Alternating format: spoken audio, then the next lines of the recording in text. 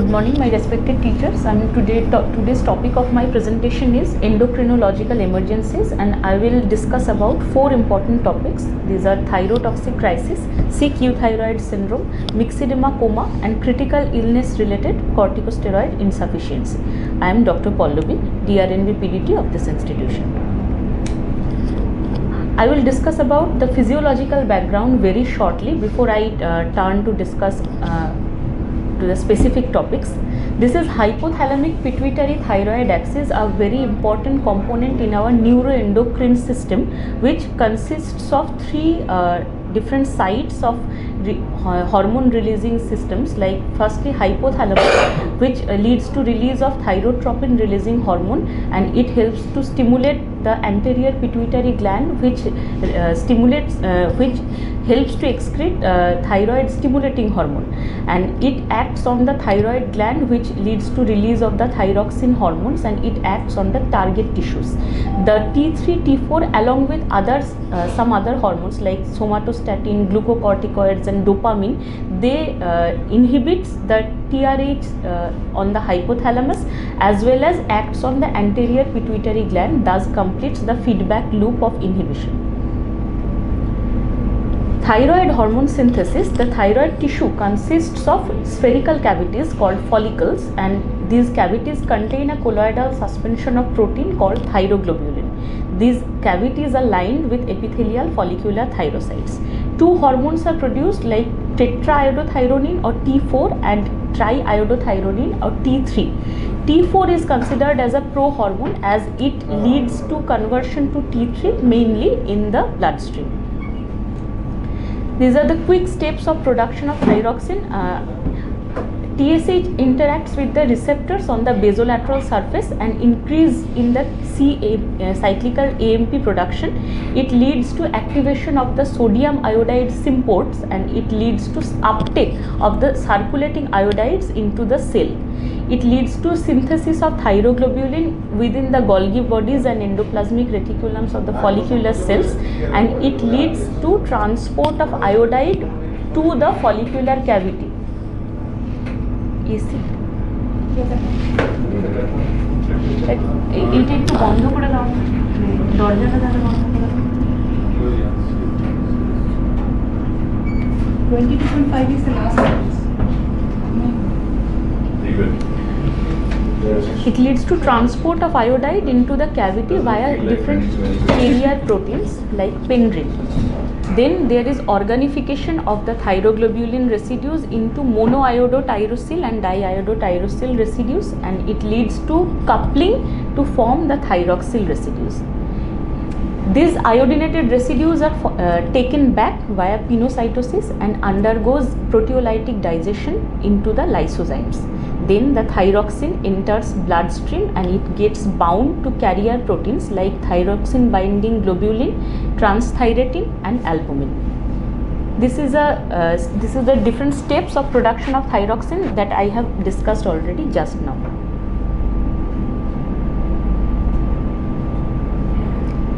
Then the thyroxine or tetraiodothyronine is converted peripherally, primarily in the liver, with the help of enzyme 5' deiodinase, which have 3 isoforms D1, D2 and D3.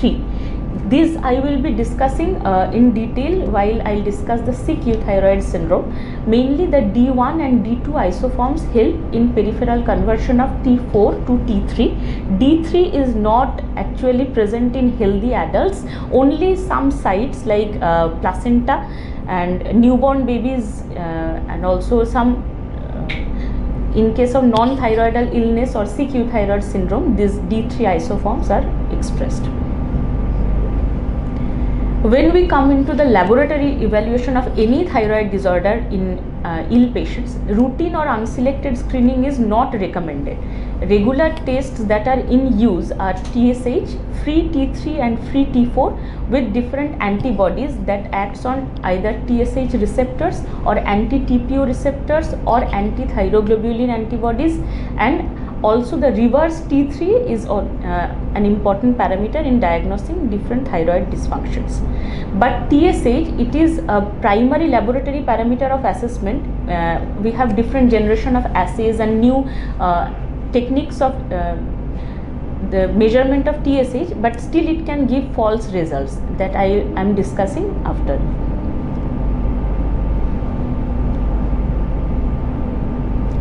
These are basic thyroid function tests which help in classifying the types as per the hypo or hyperthyroidism is concerned. When we check a TSH, serum TSH level of any patient, we usually, if there is high TSH and or low TSH, we go to measure the free T3 or free T4 because they are more potent and more physiologically relevant. This helps us to diagnose whether the cause is primary or secondary hypo or hyperthyroidism, and also if there is any autoimmune causes or any other causes like non-thyroidal illness or anything is suspected or not. These are the basic thyroid function tests. I am discussing according to the disease which tests are relevant, but this is a basic idea. These are the normal values of the different hormones that and the necessary laboratory parameters we have in our ICU settings. So I am coming to the first topic of today's discussion. This is thyrotoxic crisis or thyroid storm. It is defined as a severely decompensated state due to supraphysiologic levels of circulating thyroid hormones that leads to extreme degree of thyrotoxicosis and life-threatening organ dysfunction. It is more common after 6th decade of age and with a female preponderance. There are many clinical features, but most commonly cited triad of this thyrotoxic crisis or thyroid storm is usually three things: hyperthermia with severe tachycardia and CNS derangements. When the thyrotoxic crisis or thyroid storm is scored as per different scoring system, we will also get these important parameters there. These are the different precipitating factors of thyrotoxic crisis. Mostly thyrotoxic patients or known thyrotoxic patients not receiving treatment or non-compliant to the therapy. Then hyperthyroid patients who are posted for radioactive iodine ablation. It may further lead to increased uptake of iodine and increased supraphysiologic levels of circulating thyroid hormone. This is known as Jod-Basedow effect. Next, the drugs involved are amiodarone, different stress factors like diabetic ketoacidosis, congestive cardiac failure, GI hemorrhage or trauma, major surgeries, any kind of infection or sepsis, other drugs or overdoses of toxicities like organophosphorus toxicity, pharmaceutical thyroid hormone overdose, salicylate overdose, or if vigorous thyroid palpation is done in a case of thyrotoxic or non-hyperthyroid patients. These are the different clinical features of thyrotoxicosis which gets exacerbated in cases of thyrotoxic crisis. Thyrotoxic crisis features I am discussing later. The basic symptoms are weight loss despite normal or increased appetite with heat intolerance, palpitations, dyspnea, irritability, fatigue, sweating, tremor. Less common are different menorrhagical symptoms, like there might be amenorrhea or oligomenorrhea, there might be muscle weakness, pruritus, ankle swelling, and the signs include palmar erythema, sinus tachycardia with lead retraction and lead lag. There are different ocular signs of thyrotoxicosis, mainly Graves' disease also, and there is hyperreflexia with ill-sustained clonus and proximal myopathy. These features gets exacerbated in case of thyroid storm. Mainly the important clinical features are fever with unreasonable anxiety. The CNS derangements might there is a broad spectrum of CNS derangement. It might be restlessness, delirium, confusion, stupor up to coma. Also there is different cardiological features also, mainly tachyarrhythmia, particularly atrial fibrillation and fast ventricular response to atrial fibrillation, hyperhidrosis and skin hyperemia, generalized tremor, diarrhea, nausea, vomiting, abdominal pain, and when it is more fatal or more severe, it may lead to acute pulmonary edema, acute coronary syndrome and cardiac death. Diagnosis of thyroid storm, there are two systems or two scoring systems are mainly involved. Firstly, which is more important, this is Birch-Warfoski scoring system from 1996. This is the table that showing 6 different parameters of Birch-Warfoski point scale. The parameters concerned are firstly temperature, central nervous system effects that might be absent or starting from agitation, delirium up to seizure or coma.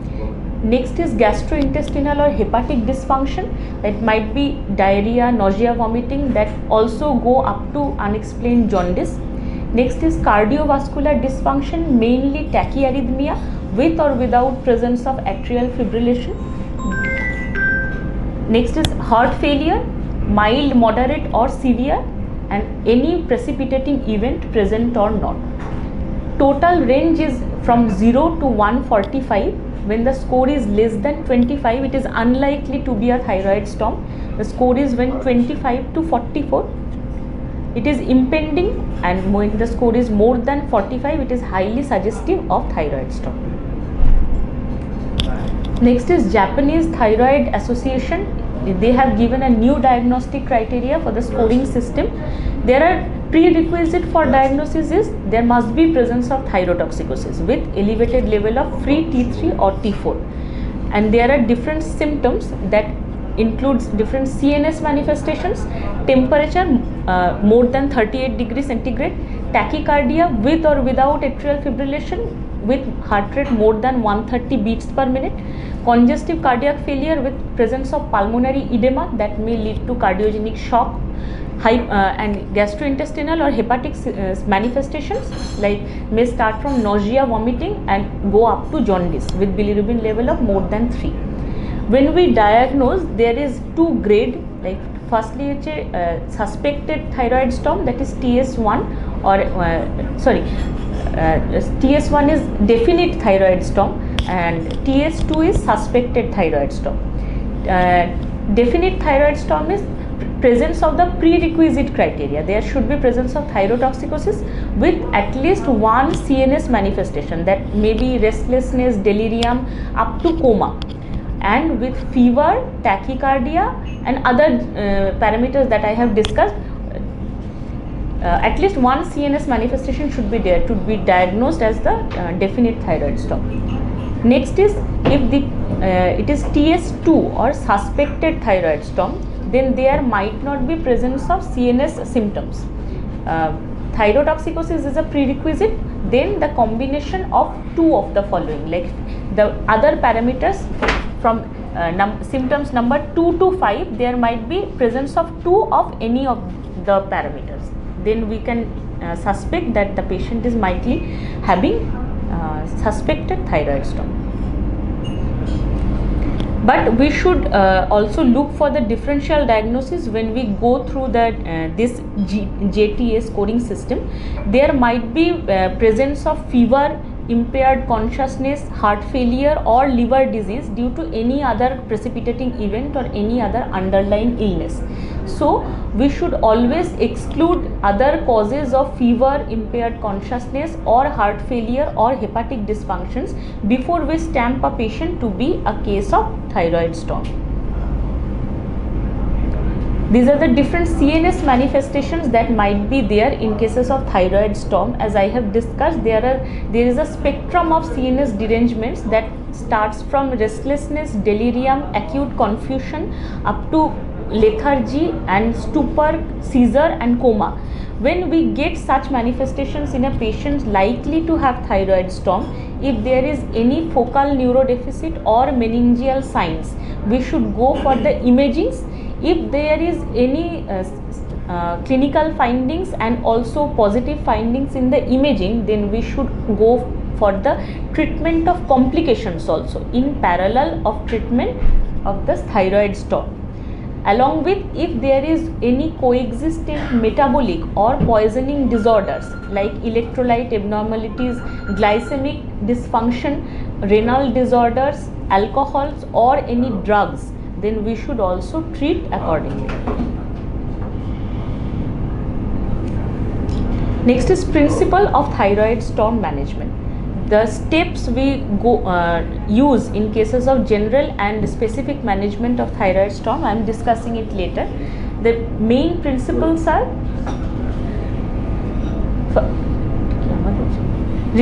firstly, they reduce the synthesis and secretion of thyroid hormones, then decrease the peripheral effects of thyroid hormone. Next is to inhibit the conversion of T4 to T3. Next is therapy to prevent systemic decompensation, to prevent any disease or precipitating event if there, and also in cases of pregnancy there should be different managements and supportive therapy. When we get a patient of suspected thyroid storm, when it comes to emergency, we should provide the patient with general supportive care along with ABCDE approach: airway, breathing, circulation. Dysfunction of CNS parameters should be given proper concern, and exposure and environmental control. If the patient is having hyperthermia, it should be treated with acetaminophen, that is the drug of choice. We shouldn't use aspirin as it may further aggravate the thyroid symptoms. Also, we should provide the patient with external cooling. There should be glycemic monitoring, fluid and electrolyte monitoring with proper history and clinical examination of the patient, as well as the different laboratory assays, mainly the thyroid stimulating hormones with free T3 and T4 with antibody assay. Then we should go with the diagnostic scoring system, as I have discussed in previous slides. We should try to score the thyroid storm, and when the patient is having a suspected or definite thyroid storm, we should look for shifting the patient to hospital with a ICU setting for intensive treatment. Next, the specific treatments. It has different parts. I am going one by one. Firstly, we should start with one thionamide agent to inhibit the thyroid hormone synthesis. There are two agents in use, the propyl thiouracil or methimazole, but propyl thiouracil has its own adverse events or risk factors, and also it is causing different adverse drug reactions also. When it comes to the dose, it given in the loading dose of 400 to 1000 milligram per oral or per rectal, followed by 200 milligram 4 hourly or 400 milligram 6 hourly. The side effects may include macular or urticarial rash, arthralgia, agranulocytosis, allergic hepatitis or hepatocellular necrosis, and also some circulating neutrophils, antibody against circulating neutrophils might be there, leading to autoimmune vasculitis. And also we should avoid the drug in second and third trimester of pregnancy. But when it comes to pregnancy with thyroid dysfunction, propyl thiouracil is the drug of choice over methimazole. Second drug is methimazole. Methimazole is given in a dose of 20 milligram per oral or per rectal 4 hourly, and it is avoided in the first trimester of pregnancy. But the studies say that we can use methimazole in second or third trimester of pregnancy if it is concerned. Next, after starting the therapy with thionamide agent, after 1 to 2 hours of starting the therapy, we should give another agent to inhibit the thyroid hormone release. It is known as the Wolff-Chaikoff effect. When I have already given one thionamide agent to a patient, then the inhibition of thyroglobulin synthesis or the thyroid hormone synthesis is already inhibited by the thionamide agent, but the reservoir follicles or the follicles which already have reserved the thyroid hormones, they can continue releasing thyroid hormones even when the thyroglobulin synthesis is halted. So to halt that release from the reservoir follicles also, we should add one agent to inhibit the further release from the reservoir follicles. That can be done with the supraphysiological doses of iodine. It is known as Wolff-Chaikoff effect. But if we give this supraphysiological dose of iodine before giving the agents, thionamide agent, it can further worsen the symptoms of thyrotoxicosis. it may further lead to increase in the circulating thyroid hormones more, that is jod based out effect. So we should try to avoid the jod based out effect. So we start with a thionamide agent, and after 1 to 2 hours of starting the therapy with that agent, we will add another agent that will inhibit the thyroid hormone release. Mainly these are the supraphysiological dose of iodine. Mostly in use is Lugol's iodine. Lugol's iodine consists of potassium iodide 100 mg per ml, that is 0.06 milli equivalent per ml of potassium is there, and iodine is 50 mg per ml. It is given orally as a number of drops per dose, but there are incidents that when the drug is being given to a patient, the drops are not calculated properly. So there were incidents of using Lugol's iodine as a whole bottle. Someone has given a patient je puro bottle diye diyeche take Lugol's iodine. So that is not that is a very important thing that we should consider. Next is another agent that we can use is sodium iodate or iopanoic acid. Sodium iodide or potassium iodide suspension or solution can be used. Another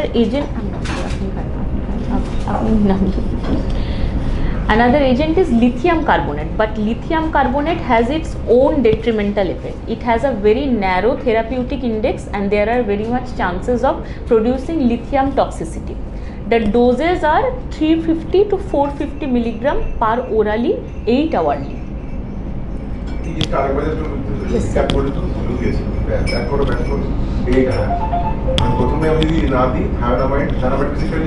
sir আমি যদি প্রথমে থায়োনামাইড না দিই, তাহলে শুধুমাত্র প্রথমেই আমি যদি লুগলস আয়োডিন দিয়ে স্টার্ট করি, পেশেন্টের অলরেডি থাইরোটক্সিক ফিচার্স আছে, মানে হ্যাঁ high dose of circulating thyroid hormones আছে, তো লুগলস আয়োডিন হচ্ছে ফার্দার সার্কুলেটিং থাইরয়েড হরমোনসগুলোকে আরও বাড়াবে। For all practical purposes,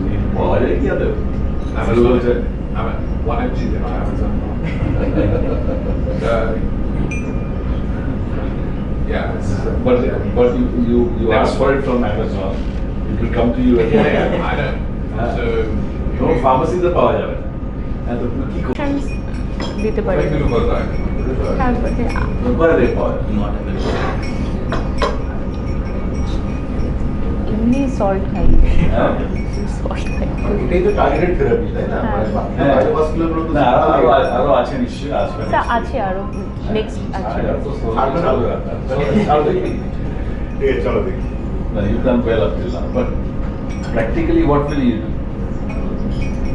sir মানে লুগলস পাওয়া যাবে না, কি হবে লিথিয়াম কার্বনেট কি লিথিয়াম কার্বনেট দিতে পারি, বাট এটা খুব মানে থেরাপিউটিক ইন্ডেক্স খুব দিতে পারবো না। Not that I've seen many cases of thyroid storm, but two that I've seen in the UK, nobody gets lithium carbonate. But কি বলবো স্যার বাকি যা ট্রিটমেন্ট প্রোটোকলস আছে সেগুলো নিয়ে কন্টিনিউ করব। But you do get, see in radiology they use this contrast iopanoic agents, acid and yes, sodium iodate as part of a contrast. contrast agents, yes. Contrast iodine containing contrast anale contrast so orally do jabe IV So in Bangalore, sir, we used to get Lugol solutions, sir. Freshly prepared. The pharmacy has to take the initiative and get it. and keep it with you. এখন চাইবে হ্যাঁ আসবে কখন আচ্ছা vitamin খাই দেওয়া যাবে মানে বেসিক্যালি ওগুলো মানে is it safe enter release I think it is safe, but you won't have a handle on the dose. You really have to have them like blocking or whatever. Taking is largely used এদিক দিয়ে যাবে surface. It is, yeah, but I can't see it. Is it used when they are operating inside the abdomen? And when we wash the stomach, we can orally intraplurally দেয় এর জন্য Fluoridesis আরেকটা সেটকে দেখলাম একটা পেশেন্ট ইউরোলজি নাই। So fluoridesis is that means you're trying to create a serositis with this drug. Yeah. And that is not the drug that you give somebody that will produce this. That is not the drug. That means it is not accepted as a thing. I would say, but You're thinking loud, but I suspect if you're doing, if it scleroses a mucosal membrane, obviously it's not something that you will give through the Ryan's tube to somebody. Contrast use করতে পারছি IV, that dose আমরা জানি না। Then what a 1 gram IV dose. 1 gram IV dose. Ideology. It is available as a, see, there's an iodinated contrast. Yes. They all given IV, and they all given IV, and they are the ones that we have used. I have used as well, and it is available. That's what he calls it. That's what you do. Well, over here we are using a 2% or 1% lugals. Google, পেলে তবে তো আমি তো বলছি যে পাবি না পেলে তবে তো তুমি যেটা লেখা আছে সেটা দিবি আর কি আছে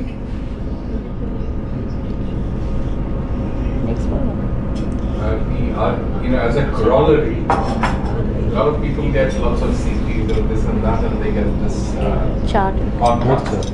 And subsequently, when you check for whatever reason that Thyroid function It's down. you find Hypoxia. the signal thyroid not hypothesize that. George Weisler effect of it. at first sight. মানে এটা হবে যদি if the circulating hormones are already on the higher side or normal থাকলে No, if you have a hyper functioning thyroid, only then you will have. then you will have these. You give lots of iodine to produce the wolf shake of it. ওটা যেটা হয় pre-operatively also thyrotoxic patient you can give them thionamide with iodine to harden the gland. Surgeon to the femoral gland করার জন্য তো দেয় দিতে হয় operation করার জন্য তখন অপারেশন করার জন্য Basically প্রথমে থাইরয়েড দিয়ে লোকাল সার্ভিস দিতে হবে otherwise this thyrotoxic স্টর্ম চলে যদি প্রি অপ পেশেন্টস যারা অলরেডি হাইপারথাইরয়েডিজমের ফিচার্স নিয়ে আছে তাদেরকে যদি আমি থায়োনামাইড না দিয়ে শুধুই লুগাল আইডিনস দিই তাদের আরো জট বেসডাও হয়ে যাবে So you see, I mean, when I was like third year, I used to wonder if the students coming from the hill areas, and many of them had goiters, which are traditionally iodine deficiency goiters. And I would wonder why people didn't give just iodine rather than give etoxin. They were trying to take. So that is the thing. They probably have these occult areas in the thyroid which can start over-functioning if you give them iodine. What happens is that when you start developing goiters, autoimmunity also becomes part of the feature. That's the reason why when you give them iodine, and some of them develop either thyrotoxicosis or but iodine supplementation is there in pregnancy. Iodine supplementation is in salt, is there in government of India. Iodine supplemented part of the salt. So iodine dose to anticipating that it will help in synthesis of more. To prevent iodine deficiency. endemic So goiter that is the built-in. normal production is there. Yes. Not necessarily to stop release by giving a high dose. And it was probably to higher dose. High. This Should be high. Change color. Yep. Sure. So I have discussed one thionamide agent. We will be starting therapy with that, and then after 1 to 2 hours of starting the therapy with thionamide agent, we will be giving another agent, that is iodinated supraphysiological doses of iodine. Next, we will give one beta adrenergic blocker. Preferably, we can give propranolol if not otherwise contraindicated. Propranolol is helpful to decrease the tremor, tachycardia, AF related fast ventricular response, diaphoresis, palpitations. Also, it inhibits the 5' deiodinase enzyme, that is that causes peripheral conversion of T4 to T3. So it is given as a dose of 2 to 10 milligram IV or more, can be given in incremental doses, and then we are shifted to oral dose, that is 40 to 120 milligrams 6 hourly per oral.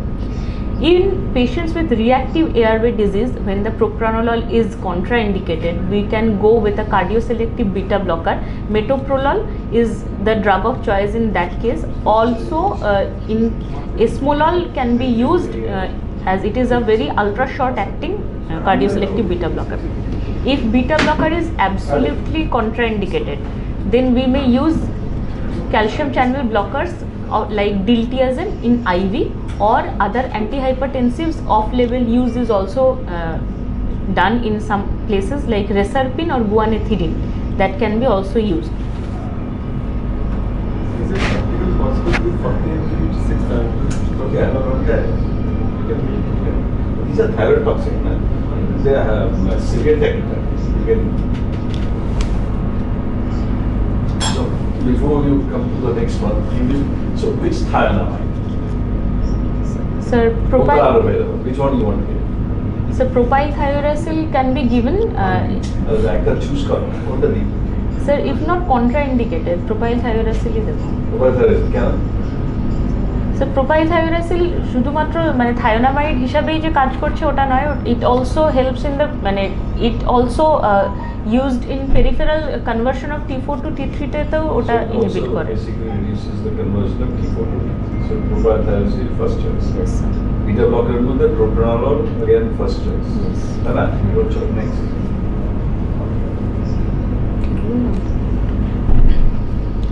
Next is also previously described যে another agent will be given to inhibit the peripheral conversion of T4 to T3. Propranolol is one agent. Other agents that can be used which is dexamethasone or iodinated contrast agents that can be used. So iodinated contrast media has two double action.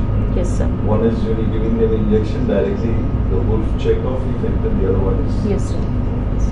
कहीं तो take home message student अपने लिए approve करना है नहीं बारे में नहीं चला है Water patient देंगे ऐसा कुछ चीजें देंगे ना, because you see we have come to a stage where doing tests for thyroid dysfunction is so common and so cheap. People are just doing the tests all the time, and people are always treating them also as well. So it's not good. I think we've gone over this major problem. But once in a while, you perhaps might get it. And we need to start with steroids. Steroid and hydrocortisone, dexamethasone, yes, you can do. Concomitant adrenal insufficiency might be there and related to the critical illness also. Then we should go with the dexamethasone or hydrocortisone. Both are used in different studies. Also, there is use of bile acid sequestrants that augments the clearance and hepatic excretion of the circulating thyroid hormones also. The agents are in use which is cholestyramine and polystipol. There are instances that conventional hemodialysis is not much effective in these patients, but plasmapheresis is used is a very useful thing in this patient that can be used in pharmaceutical drug overdose. Prognosis of thyroid storm in critical care setting. Early 20th century, in the 1930s, the survival was zero. And causes of poor outcome was multi-organ dysfunction, circulatory shock, cardiac dysrhythmias and sepsis. But with timely intervention, we have achieved the reduced mortality rate of around 8 to 30%. So the timely intervention and urgent basis treatment and prompt initiation of treatment is very important in this case. Next topic is sick euthyroids. Can I just say what? See, there are patients who are thyrotoxic and perhaps need surgery and need like or whoever is going to operate, and they'll probably involve Shah to manage the associated condition. But if it's a known patient, it's going to get you, I don't know what I say, or even you have stress or chair. What you and me are going to get is people who do not have florid features or not known patients of pyrenostosis, so either unrecognized or just not detected first time. And your differential, what I call, how many times you get a patient into the emergency who's unwell, who's confused, who's agitated, who's tachycardiac, who's febrile, who's having some cardiac arrhythmia, and how many times do you think of thyroid disorder as your first diagnosis? Right? So I said, you need only one patient in your lifetime to go wrong, that it will stay in your mind. And if something is not responding the way it should, if I was to go 48 hours after you've given your thing, then you should start thinking of the unusual causes. Some of them are differential areas, একটা তো neural malignant type phenolphthalein and Khaikina, and that has failed me out a couple of times. And Thyrotoxicosis is another. They say several malaria, so you will probably be doing the full workup during the dimension, CSF, septic screen, this is electrolyte and metabolic screen. Yes. But yeah, so it is something that you have to keep in mind. And কারণ তুমি জানো ধরে তোমার approach করাটা is much easier. আর প্রথমের দিকে স্লাইডে তুমি বলেছিলে যে রুটিন টেস্টিং না করাটা, যেটা শাহ বললেন যে এখন routine টেস্টিংটা actually helps us out. And certainly hypothyroidism, we probably diagnose more thyroid dysfunction from routine testing than from looking at the patient and saying that the patient is clinically not euthyroid. See, there has been an explosion in endocrinology largely because of routine testing. All the calcium disorders, all the thyroid disorders, all the sick thyroids. And if you don't do routine testing, you perhaps will not get all these thyroid function tests which are not completely physiologically normal. So I think if in an emergency panel you have, that's what they did in the Western world, but largely in the United States in the 90s and the 80s and all that sort of thing. And as a consequence, they wrote pages and pages about this dysfunction. So routine testing, a thyroid function test should perhaps be also routine. So any acutely hospitalized critically ill patients, we should go for the routine thyroid test. You don't have to decide on that, you know, how the cost benefit, but I suspect there is a role for that. There is even a role for hemoglobin A1C. If 10% of the adult population has diabetes, again there's a role for that as well. So obviously somebody has to basically sit and decide as to Depending on who's paying for it. Yes, if the state pays or insurance company pays, then they have a say.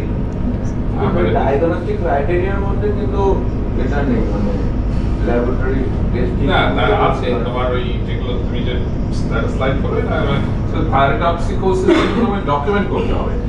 মানে একটা তো precipitation factor থেকে থাকছে, যাই থাকুক, classical clinical features থাকুক, তুমি যদি তারপরে থার্ড ফাংশন টেস্ট করলে they are not normal, then it will be hard to sell the diagnosis. So that becomes the key word with it. Major diagnostic criteria, but তোকে suspect করতে হবে বা দু তিনবার এসে কেউ রিপোর্ট দেখালো তখন তোমাকে put in place. See, tachycardia as a feature of a hyperthyroidism. There are so many patients getting admitted with all these cardiac arrhythmias, tachycardia. We're giving them maybe amiodarone as well for atrial fibrillation. So you routinely have to do their thyroid function test anyway. So, but there's a lot of overlap as we understand more and more in medical science. So the odd one will be missed if you don't do a routine test. That's how it is.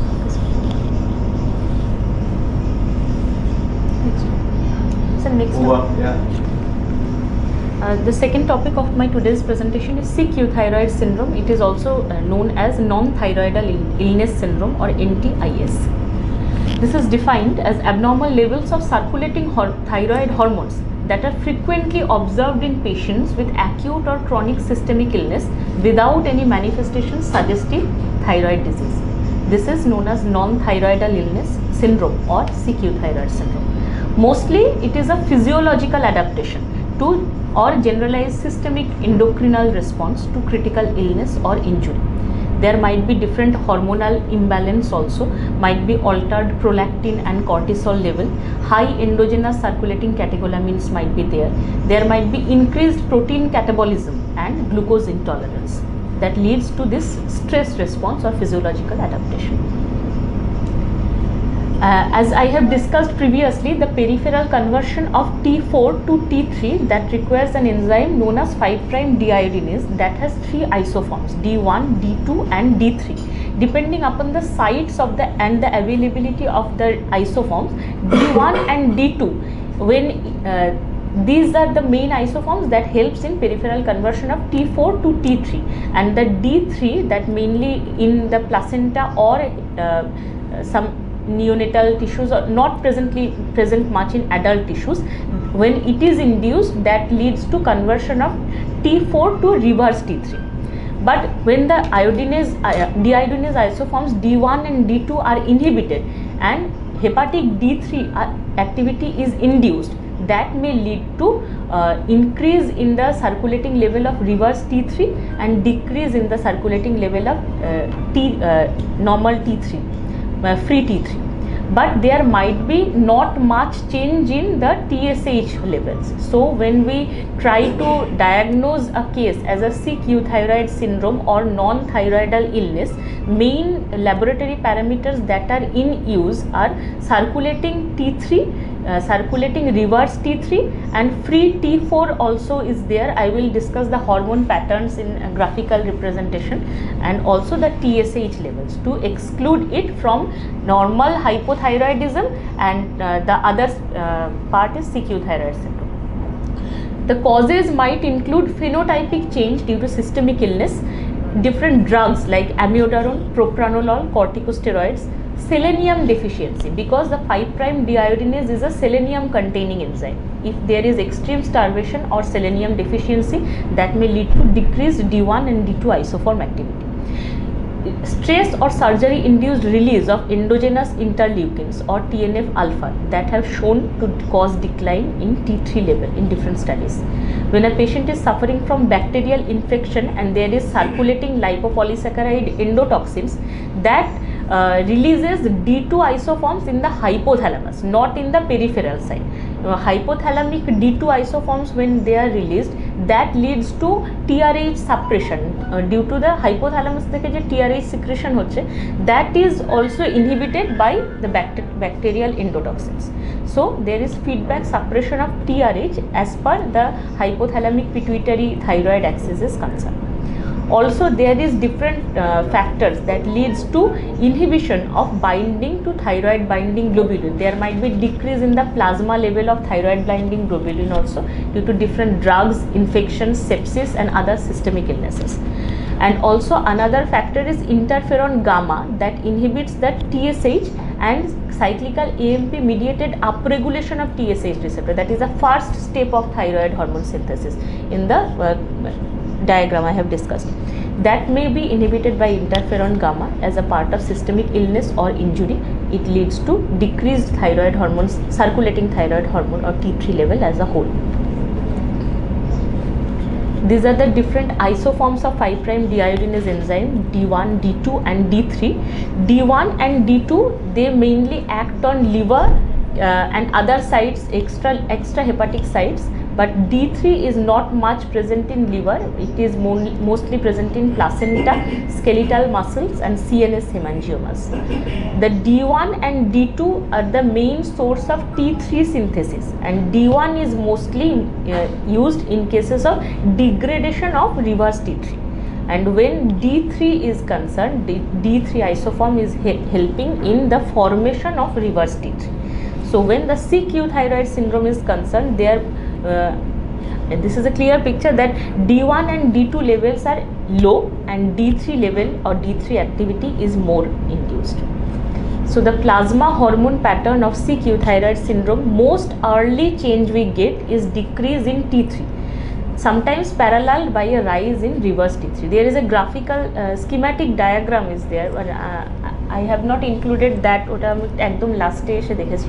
So there is a dip in the curve when the dip is suggestive. The dip is free T4 level.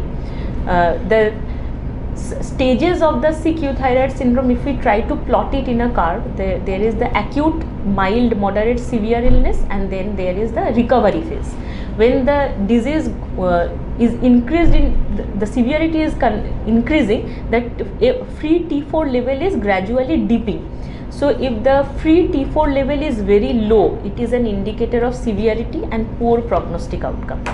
Plasma total T4 level that may decline early. Firstly, the free T4 level may remain normal, but when the disease is actually getting more severe or more worsened, then the changes in free T4 is actually seen. And when the recovery phase has started, then there might be some rebound overshoot of TSH hormone, as well as decrease in the level of reverse T3 and increase in or normalization of the level of T3. গ্রাফটা আমি পরে আরেকবার দেখিয়ে দেবো, ওটা আমার কাছে sir. হ্যাঁ, সিম্যাটিক একটা যে গ্রাফটা আছে ওটা আমার এখানে ঢোকানো হয়নি, ওটা আমি দেখেছি। ইয়েস ইয়েস স্যার, এইটা আমার বার করাই আছে।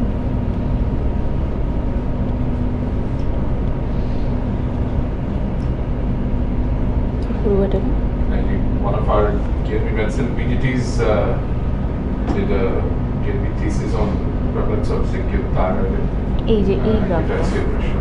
So that is why এটা এই গ্রাফটা আছে, এটা আমি মানে বানানো হয়ে গেছিল স্লাইডটা একদম কালকে ডিউটি ছিল বলে ঢোকানো হয়। Interesting. So this is the different stages that I was discussing, and also in the diagram is there the mild, moderate, severe phases of the acute illness and then the recovery. The free T4 levels usually remains normal in the mild and moderate stage, and when the T4 level starts to decrease, this is a bad prognostic indicator or the poor clinical outcome. Also, the reverse T3 levels are gradually increasing when the disease is increasing, the disease's severity is increased, and the TSH level might overshoot during the recovery phase, and this is also implicated in this chapter. Treatment is very controversial because we need to exclude hypothyroidism from the CQ thyroid syndrome. The patient might have CQ thyroid syndrome, or the patient might have actually subclinical hypothyroidism. We need to exclude it first. So the clinical features might overlap also, but in cases of hypothyroidism there might be hormonal assays that we regularly do. There might be low circulating T3 with changes in the TSH level also. So we should go with the first or second generation assays of TSH level before diagnosing it as a CQ thyroid syndrome. Also, regular use or regular screening of reverse T3 is also important. Reverse T3 level is usually increased in cases of CQ thyroid syndrome, but in cases of hypothyroidism there is not much change that is appreciated. So treatment, IV levothyroxine supplementation, it has failed to show any survival benefit in recent studies. T3 supplementation does not affect mortality very much. There are very much trials in this post-cardiac arrest, post-cardiac surgery patients, where the T3 supplementation in the post-surgery patients only led to higher cardiac index, but not much increase in mortality, change in mortality. We should also look for the underlying precipitating event or underlying illness, and we should try to treat that event, so that when we try to treat that event and the patient is recovering from that illness, we get the laboratory parameters getting normalized. The CQ thyroid syndrome laboratory parameters are getting normalized with the recovery of the underlying illness. And we should try to give adequate nutritional support to the patient and generalized supportive care also to shift from the catabolic state to anabolism. Their different diagnosis needs to be excluded while we diagnose the patient as a non-thyroidal illness. These are the differential diagnosis of underlying diseases that might be there: surgery or any kind of stress or trauma, liver disease, myocardial infarction, psychiatric illness, chronic kidney disease, fasting, starvation, or acute exposure to heat. These differential diagnoses I have included here because the hormonal patterns are similar in cases of these diseases also. The circulating T3 levels are declined, and early there might not be much change in TSH, but that might be appreciated later, and reverse T3 is usually increased in all these kind of clinical illnesses. So we need to look after these clinical illnesses before diagnosing or starting treatment. So essentially, whether you need to treat or not, you need to differentiate between CQ thyroid and normal hypothyroid. Yes. Yeah. So How many thyroid times? per se does not require. How many times have any of us actually asked for a reverse T3? ওখানে So- মানে তখন আমরা hypothyroid হিসেবে treat করতে থাকি পেশেন্টকে, কিন্তু reverse টিট্রিটা Have you seen or yourself or any of your senior colleagues ever asked for a reverse T3 value? No. And so you spend 3 or 4 slides on talking so much on reverse T3. Basically, it's just trying to understand the pathophysiology of the disease. Okay? But it perhaps has not much a role to play, and there's so much overlap in terms of you to decide as to what should be done.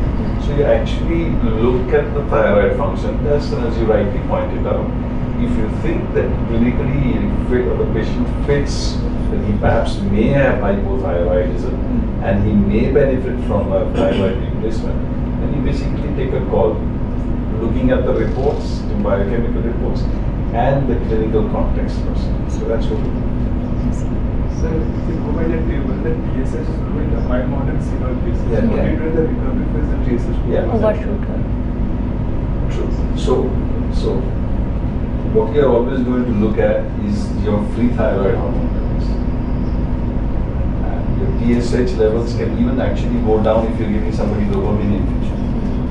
And so a lot of these drugs, a lot of these conditions do all these things. So your thyroid status is not governed by TSH. Your thyroid status is governed by what your free thyroid hormone FT4 and FT3 is. That's the chemical which basically makes your system work. So you're going to look at that, FT4 and FT3. The TSH can be somebody with autoimmune disease will be low, not low. Okay? If you have some heterophile antibodies or something else, or maybe even high. What is the FT4, FT3 is the question. Just like, what is your blood sugar is more important than what your A1C is. It does happen. Yeah, A1C can be high, but the patient in front of you might be getting hypoglycemia. So what the sugar value is important. Same thing, what the thyroid hormone values are there, that's more important. That basically helps you to decide what you need to do now. That's how it is. So, in these cases, when we are trying to exclude the CQ thyroid syndrome from hypothyroidism in our ICU setting, so we should go for the reverse T3 test also. Nobody does it. Nobody does it, and nobody asks for it. I don't think is it available or not. So what I'm trying to explain to you is that is just for understanding the subject. But how that basically translates into real world treatment. The real world treatment, go back. Go back again. Now if I tell you, if you read the moderate one, you said Yes, sir. okay.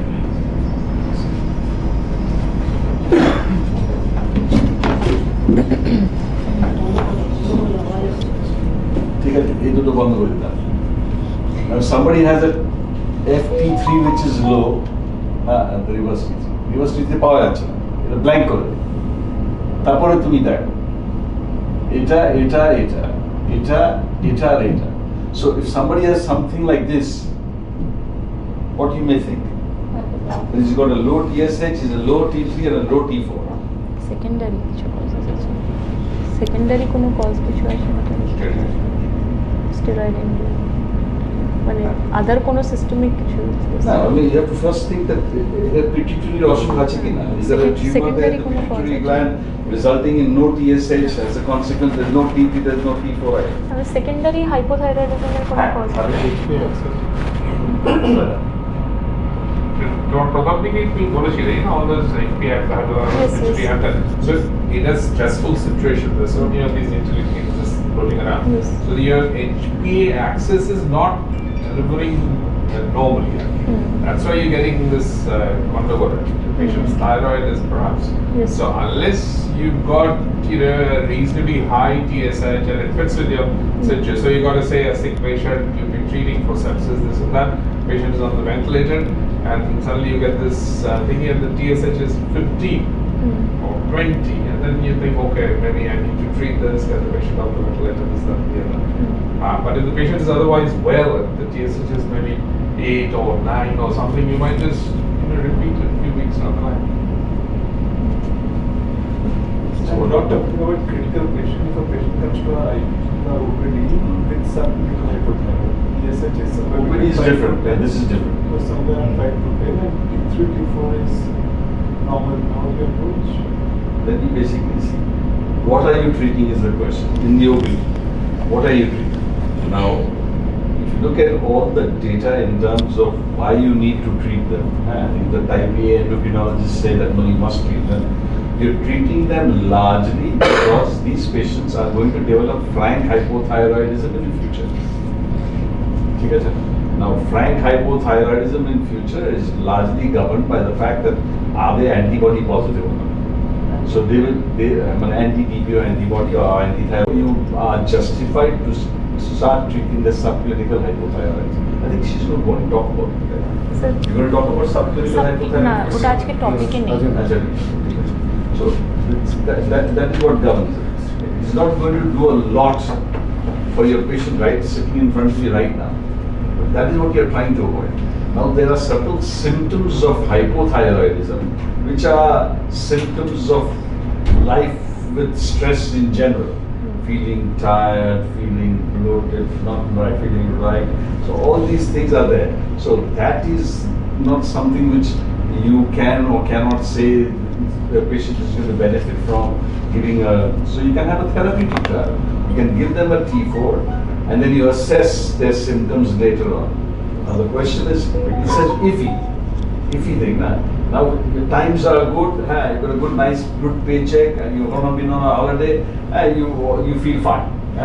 You don't feel tired anymore. So it's a different thing altogether. Is that as a consequence of basically treating yourself with levothyroxine or not is the issue? You perhaps you might remember because in the GP ecosystem, a lot of these patients, and patients also want to have a diagnosis to hand their code. একটু মোটা হয়ে যাচ্ছে একটু and so there was this big study done and it was published in the DMJ. I can't remember it's been a while. The patients who have clinical sort of signs symptoms of hypothyroidism but their blood tests are okay, তাদের দিয়ে কোনো লাভ হয় কিনা, and that was the negative study. If anti-TPO is positive and they are You follow them up closely. See, now if your anti-TPO is positive and there are no signs and symptoms, then the thing is that you can wait. And the rheumatoid factor positive, what do you do? Patient does not have any arthritis. You're not treating the autoimmune phenomenon. If you have an autoimmune positive antibody, but the organ in question is functioning normally, what are you going to do? Nothing. Then as such, there's no role of anti-TPO. If there's signs and symptoms, then you should treat otherwise. So you only ask for the anti-TPO when you think that report is going for you to decide are you going to give the treatment or not to this patient. If you've already decided you don't want to treat this patient, then why will you do the anti-TPO?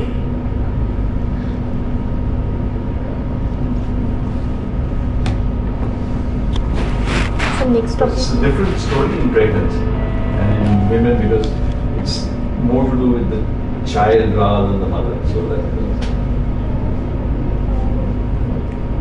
So next topic.